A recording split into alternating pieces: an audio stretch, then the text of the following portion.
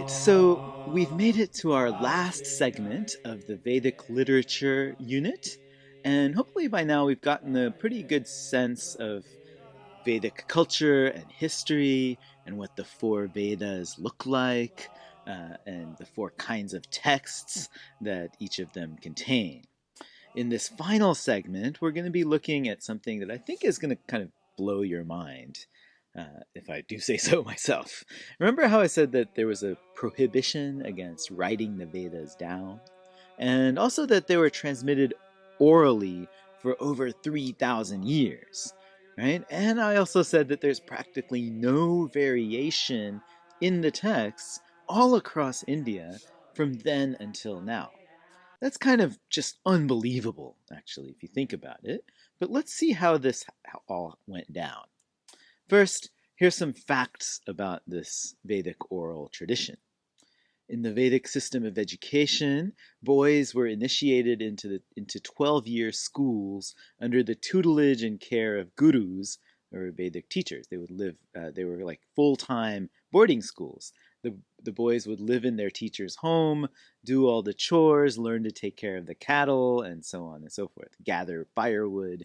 Originally, these schools were open to boys from any class other than those who were labeled as Shudras, the working class, the laborer communities, who were thought to be outside of the Arya sphere and therefore ineligible for Vedic sacrifices. Boys of the other classes, Kshatriyas and Vaishyas, were allowed to get training. And yes, it was just boys. Sorry, no girls allowed. Then and even now, although there are a few progressive schools across India these days that have started to train female Vedic priests and also Shudra Vedic priests. By about 500 CE, this exclusivity got even more restricted, and even Kshatriyas and Vaishyas, who used to be allowed, were no longer allowed to be part of the Vedic schools beyond a very basic level, so that Vedic schools, this training was restricted to Brahmin males only. Within the Vedic schools, the sacred texts were transmitted orally from teacher to student, then to his students once he got old enough, in a kind of chain of tradition. In Sanskrit, this idea of a chain of tradition is called parampara. And this Vedic parampara, this chain of tradition, has stretched all the way from then until today for 3,000 years. Now that's great, right? That there's this super long, unbroken chain of tradition. Sure, but still, it seems kind of like hard to believe that this parampara would have absolutely no variation in these texts all across India even today, right? It couldn't possibly be true, could it? Well, the reason that it is true, and it happened this way, is because of the especially sophisticated ways in which these schools would teach their students how to memorize the texts.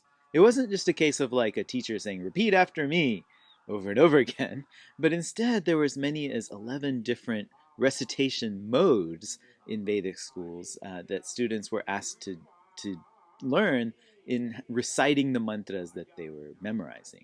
The Sanskrit word for these recitation modes is patha.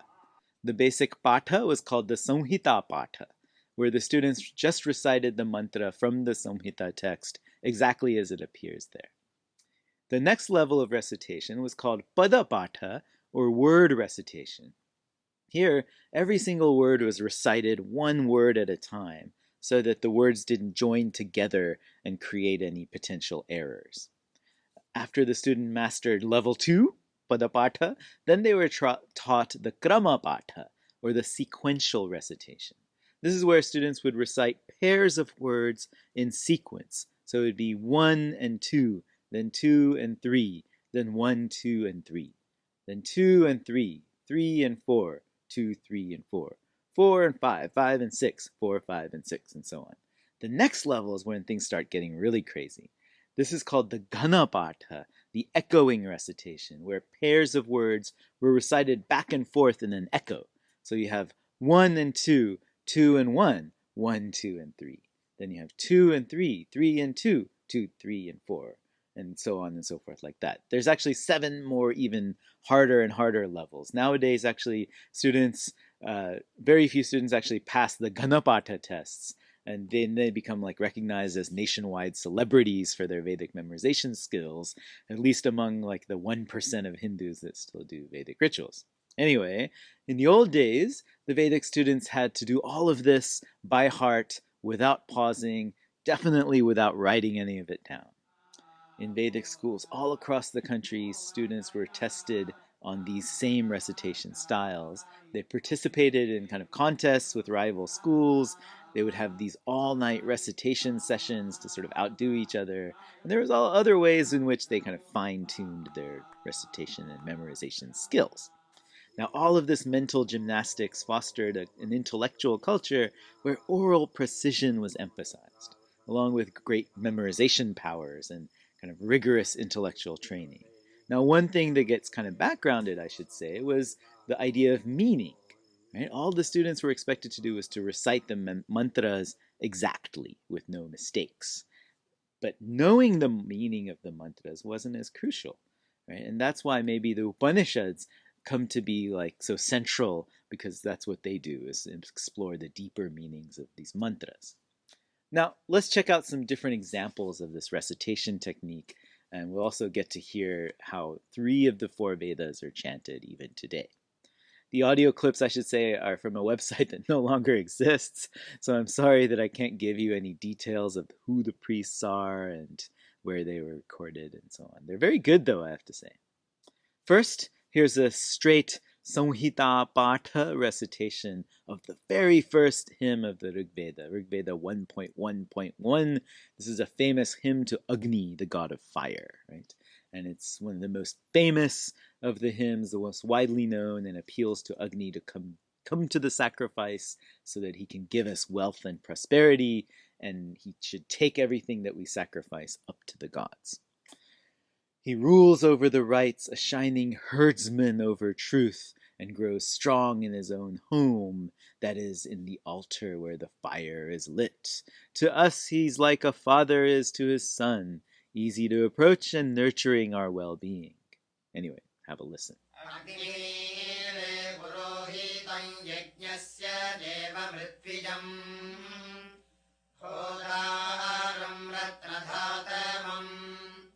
अग्निः पूर्वेभिर्षिभिरेड्यो नूतनैरुता स देवाङ्गेहवक्षति अग्निना रयिवस्नवत्पोषमेव दिवे दिवे यशसं वीरवत्तमम् अग्नेयं यज्ञवध्वरम्. The second kind of recitation we're going to listen to is a singing of a verse from the Sama Veda, specifically verse 594, which is on the self, or the Atman.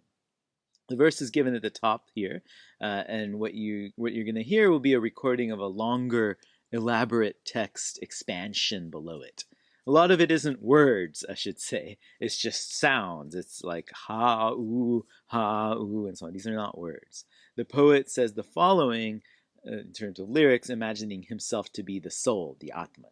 I am the firstborn son of truth immortal, before even the gods. He who offers me should consume this while thinking, I am this food, and so I eat the one who is eating this food. Wow, right? You can see how there's a kind of paradoxicality that works in the Vedas, creating a kind of Mobius strip of where who's doing the eating and who's being eaten loops back on itself. But anyway, for the Sama singers, the Udgatas, this kind of paradoxical meaning of the mantra and so on isn't important at all. They turn the whole thing into one big long song while you're drinking your soma, I guess. Before I play it, or the gods are drinking the soma, I want you to note a couple of things about the music, right? First, the ideas of tonality and pitch are totally different from music in India today. Also, you can see that there's a kind of tradition of complex musical elaboration of each syllable. This reminds me of alapana or vistar in Indian classical music today. There are continuities, maybe. Along the same lines, the Sama singers insert kind of repeated chorus elements between each line of the verse. So it reminds you of how folk music works, right? With verse, chorus, structure, and back and forth feel. Anyway, have a listen. Take in this ancient and otherworldly kind of singing.